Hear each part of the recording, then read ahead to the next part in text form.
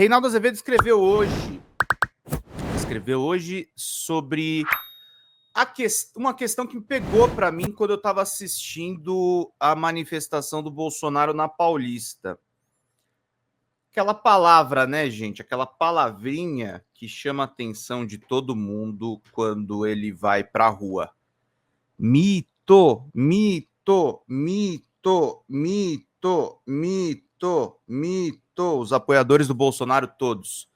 Mito, mito, mito, mito, mito. Todo mundo berrando lá. Mito, mito, mito.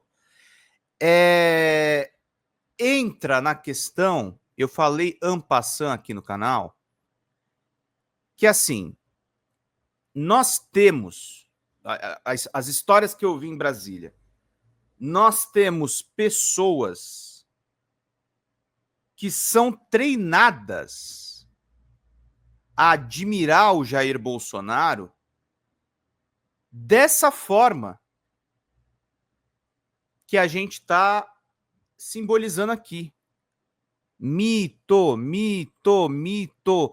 Beira o irracional. Mas esse irracional, inclusive, ele é treinado. Tem setores do Exército para quem interessa essas pessoas absolutamente zumbificadas. Mito, mito, mito, mito, mito, mito. É uma coisa que ela não é popular, gente. Ela não é popular. Ela não é uma questão de um político que é bem visto pelo povo. Ela beira, na verdade, uma sociedade que quer se castigar. Uma sociedade que cultua um presidente da República, um ex-presidente da República, como se fosse um mito, como se fosse um ser mítico. Vamos usar a colocação correta. Porque é isso, o Bolsonaro é posicionado, como um ser mítico, como um ser dos contos de fada, das mitologias, como alguém sem defeitos. E é o retorno, de uma certa forma, às origens do bolsonarismo. O Bolsonaro era isso, quando os aeroportos começaram a ficar lotados em 2018, quem conta muito isso é o Julian Lemos, que tem vários cortes nossos viralizando a respeito dele aqui no canal. Na época da campanha do Bolsonaro na mão do Julian Lemos, era isso que acontecia. Era isso que pegava fogo. Era isso que chamava a atenção das pessoas na rua. Mito, mito, mito, mito. E eram seguidores fanatizados. É o que o nosso querido Lucas Pereira está falando aqui. Escravizados. É disso que a gente está tratando aqui. É disso que a gente está colocando aqui. Os seguidores de Imhotep no filme A Múmia tinham pessoas fanatizadas e escravizadas. E parece que isso é um pré-requisito. Isso é um pré-requisito para os tipos de seguidores que a extrema-direita quer. A extrema-direita não quer pessoas libertas. A extrema-direita não quer pessoas como são as pessoas aqui nessa live. Que são pessoas autônomas, que são pessoas que pensam sozinhas através das suas ideias. Que pensam as questões todas aqui para vocês. É isso que a gente lida. São essas coisas que são colocadas em prática. E, no entanto, nós convivemos numa sociedade que regride. E que regride de forma planejada, tá, gente? Não é à toa, quando eu falei para vocês dessa suspeita que me lançaram lá em Brasília, de que os fanatizados pela ditadura militar, pelo Bolsonaro, são pessoas que recebem um tipo de treinamento do Exército, não é à toa, gente, que a gente está revivendo fantasmas da sociedade brasileira. fantasmas da ditadura militar, fantasmas de tudo de tudo de ruim que a sociedade passou a trabalhar. É isso que está sendo estruturado com esse tipo de extrema-direita que nós temos no Brasil hoje. É isso que está sendo estruturado. Não é um mito somente. É uma distopia. E é uma distopia travestida. Distopia, para quem não sabe, gente, é ao contrário da utopia. Quando nós somos utópicos, nós vivemos atrás de um mundo ideal, de ideais filosóficos, de ideais de vida, que muitas vezes não tem muito pé na realidade. Mas nós vivemos esse tipo de coisa. Nós vivemos esse tipo de realidade. A utopia é isso. Agora, quando a gente... os bolsonaristas, eles são treinados... eles têm uma utopia, mas é uma utopia baseada numa distopia. Eles acreditam, e é uma coisa que é ensinada entre essas pessoas através do sistema de desinformação muito bem desenvolvido. Eles acreditam que estão vivendo uma utopia e eles sustentam essa distopia. Então, entre 2021, 2022, 2023 e até 2024, quando o Bolsonaro tenta dar o golpe de Estado, ele se aproveita também de uma certa mentalidade bolsonarista que acha que 64 foi bom.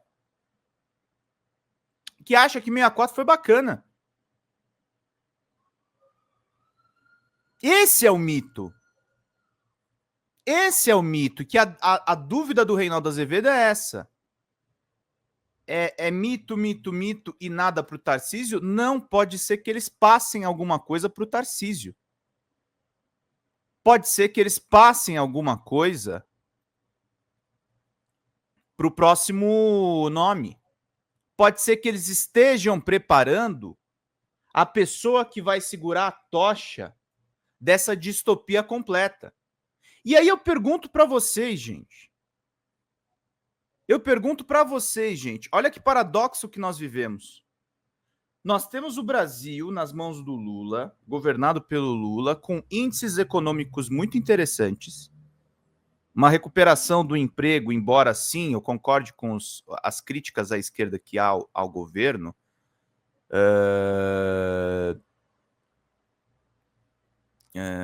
embora a gente conviva com essa questão do problema da economia ainda não atender aos mais pobres, tá tudo certo, assim, a gente vive essa questão mesmo. A gente vive uma economia numa recuperação muito interessante e nós vivemos desafios no mundo que está cada vez mais prejudicado, cada vez mais problemático, cada vez passando por questões, por problemas, por desafios. A gente está com o mundo cada vez mais assim. E as pessoas que são seguidoras de Bolsonaro, que são seguidoras desse ideal absolutamente doente, as pessoas que seguem esse absurdo, elas acham que elas estão vivendo uma utopia. Não, elas estão vivendo um pesadelo. Elas estão vivendo um problema. Elas estão vivendo o reforço do Congresso inimigo do povo, dos militares golpistas e da alucinação coletiva que é o Bolsonaro. Nós estamos tendo que explicar para essas pessoas, gente, história básica. É o que o Lucas Pereira tá falando aqui. Aliás, tá muito estranho o StreamYard, né? Ontem eu abri aqui, tava os nick tudo zoado, hoje tá tudo certo. 64 não foi bacana, aumentou a desigualdade, jogou milhões na miséria extrema, tornou as coisas muito mais difíceis para quem não é da elite. 64 foi um pesadelo. A história brasileira tá sendo conduzida por pessoas fãs de um pesadelo. O bolsonarista, o fã do mito, é o fã de um pesadelo. É fã do atraso, é fã de uma mitificação do que foram os fatos históricos. É uma coisa que eu sempre falo pro Viário, sobretudo. Viário, meu parceiro lá do DCM, que é historiador de formação. Cada vez mais a formação de história é importantíssima e cada vez mais é desafiador aos historiadores explicar essa quadra histórica. Como é que a gente explica a formação do que aconteceu na sociedade nos últimos tempos? Como é que a gente explica isso? Como é que a gente explica como é que a sociedade se formou depois de tudo que aconteceu? Como é que a gente explica todas essas coisas, gente? É difícil explicar, porque as pessoas são conduzidas nesse processo pelo irracional. Quando eu ouvi essa história sobre o treinamento militar para desestabilizar a sociedade,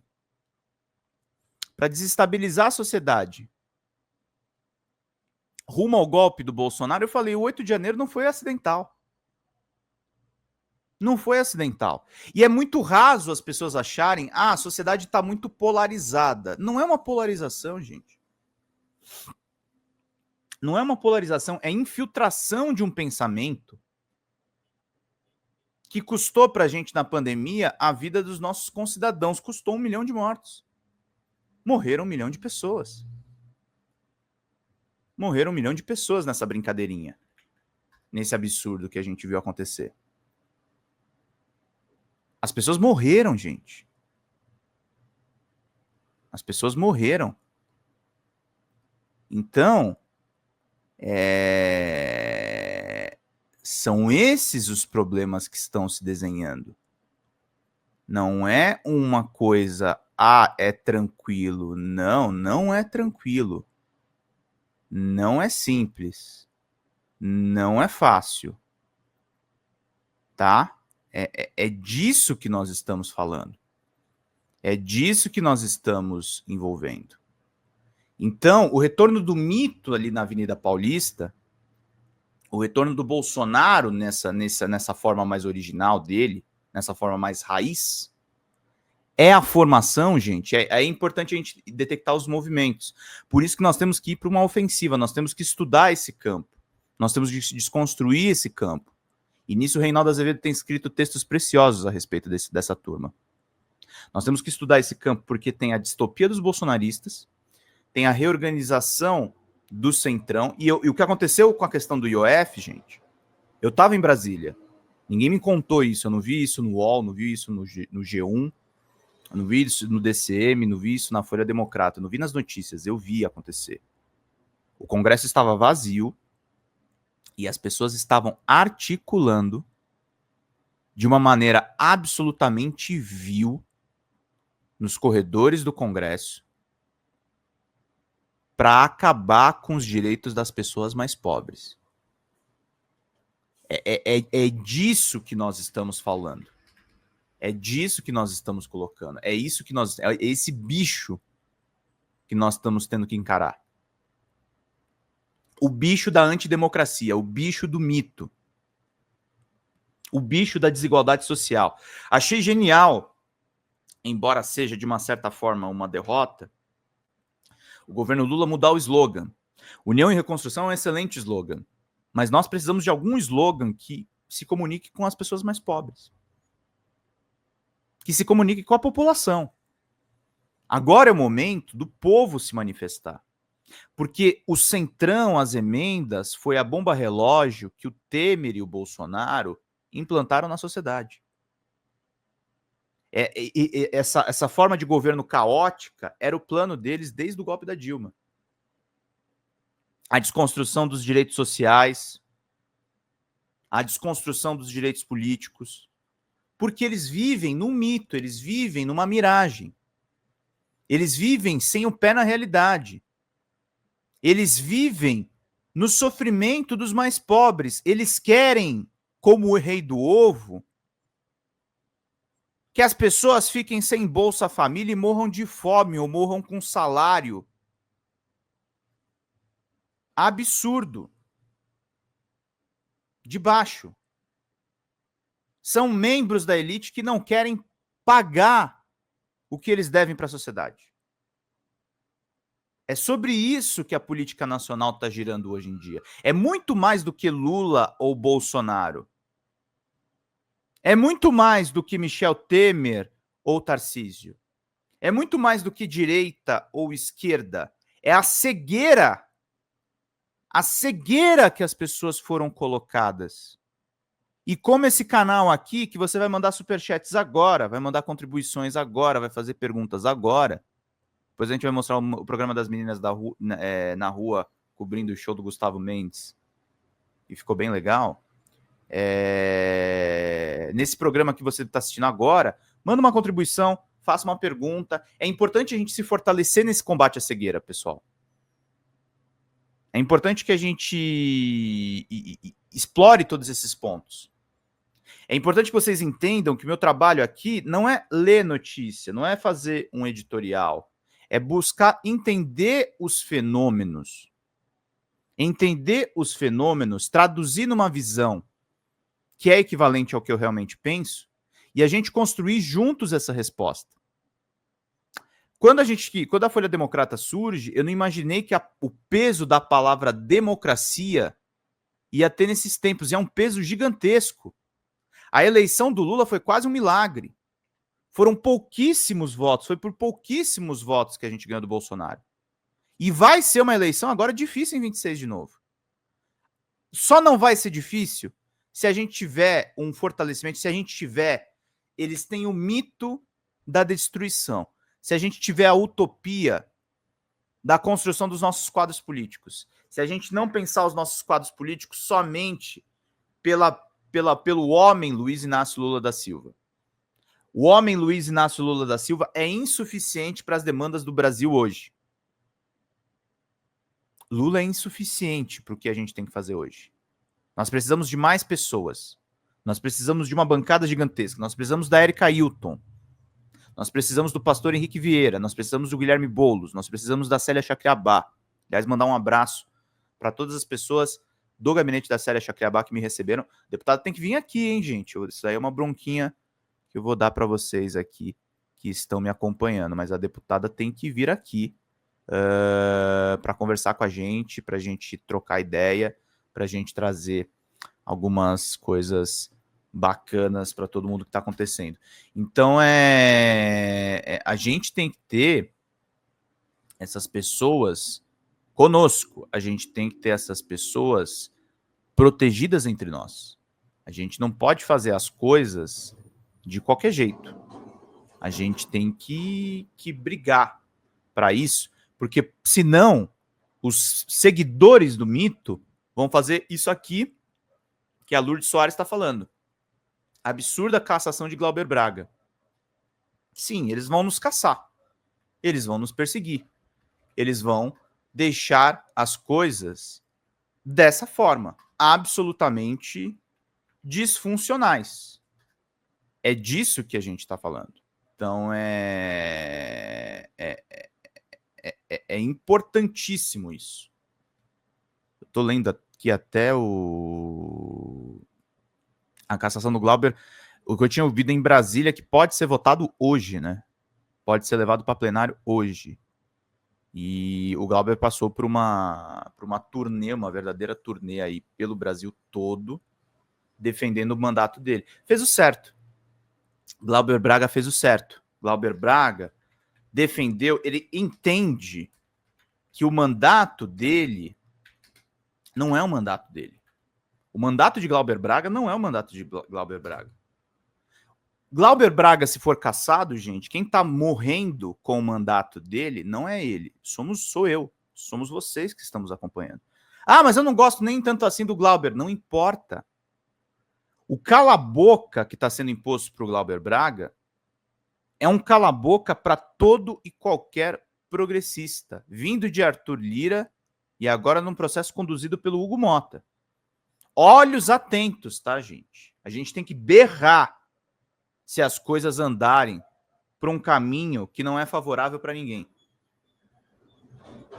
É sobre isso a questão do Glauber. E é sobre isso tudo que eu estou dizendo nesse editorial. O mito do Bolsonaro é um pesadelo para o Brasil.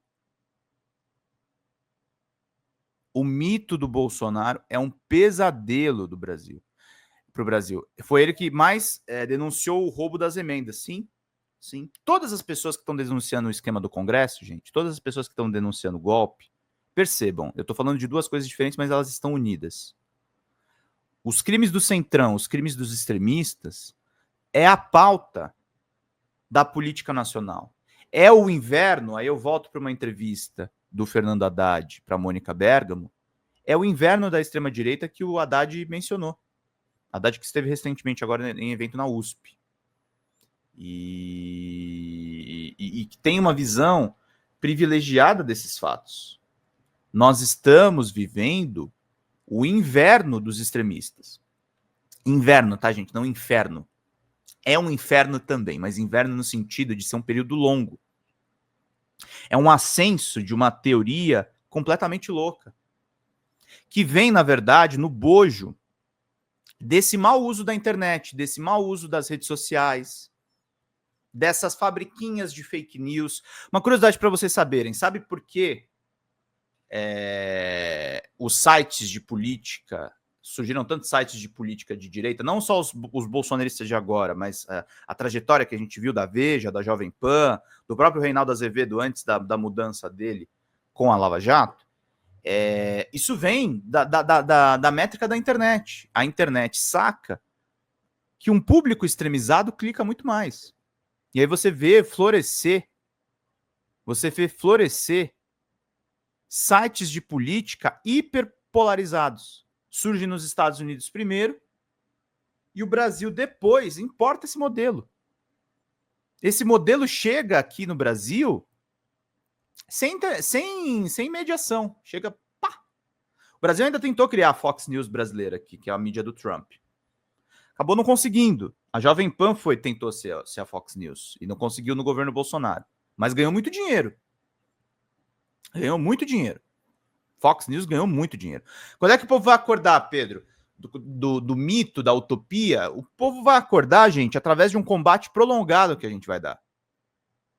Porque essa extrema-direita também, é uma coisa que eu estava falando em Brasília, ela é preparada há muito tempo. Uma coisa que vocês precisam colocar na cabeça. O Bolsonaro não era para ser o presidente de extrema-direita. O presidente de extrema-direita sendo preparado desde os anos 2000 chamava-se João Dória Júnior. Inclusive agora voltou à cena ajudando gente do Centrão.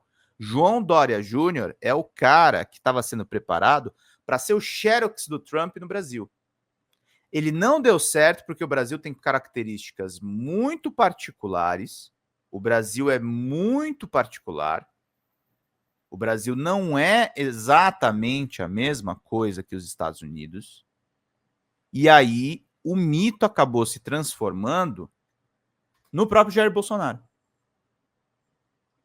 Nessa coisa do retorno à ditadura militar. Então o plano Dória foi tirado do Senado, do cenário. Mas o Dória era o presidente extremista pensado primeiramente. O Trump é imaginado como presidente da República desde a queda do Nixon nos Estados Unidos. Porque são homens pensados na privatização e na destruição do Estado. São neoliberais e são autoritários e que aí vão elevando todas as teses da extrema-direita. E aí querem ser ditadores.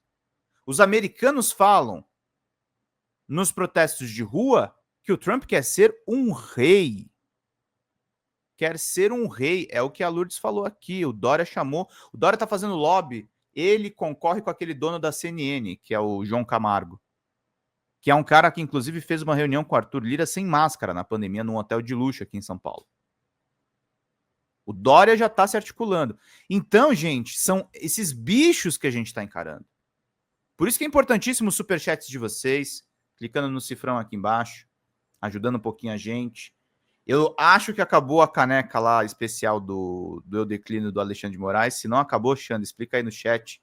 Mas 160 pilas vocês levam canecas, R$100 curso do Vinícius, que é de roteiro, Se você se tornar membro do canal, você ganha curso de jornalismo. Tem muita coisa de presente aqui para dar de vocês. Fala pessoal da Folha Democrata, aqui é Pedro Zambarda, editor do canal. Falar um pouquinho a respeito da necessidade de vocês financiarem a Folha Democrata. Gente, a Folha Democrata é financiada através de um Pix chamado Folha Democrata, é o endereço do Pix, né? folhademocrata@gmail.com. Nós precisamos do nosso jornalismo financiado por vocês que são do nosso público, porque nós passamos vários perrengues aqui com o YouTube, vocês sabem muito bem. E mesmo assim, graças a essa comunidade muito unida, a gente conseguiu fazer lives históricas, acompanhar praticamente ao vivo a campanha do Guilherme Boulos, trazer informações exclusivas a respeito de Gustavo Gayer, de Olavo de Carvalho, de todos os bolsonaristas, combater as fake news e tudo o que a gente acompanha. Por R$80 no nosso Pix você ganha um curso de roteiro para série,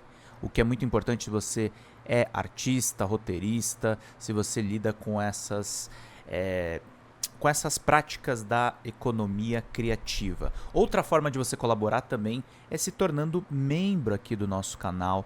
Isso é muito importante para você fazer as suas atividades por aqui, porque você tem acesso a vídeos exclusivos e nós temos um curso de jornalismo básico para você poder acompanhar a partir de R$5, que é ministrado por mim. A gente tem aí quase uma dezena de aulas e muito conteúdo para você poder acompanhar.